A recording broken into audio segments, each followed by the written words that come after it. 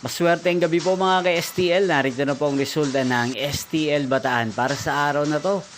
Third draw, September 22, 2025, araw ng Lunes. Naway ang mga natayan niyo po mga numero kanina ay manalo nawa ngayong gabing ito, 8 PM. Kaya kunin niyo na po ang inyong mga ticket. Narito na po ang resulta.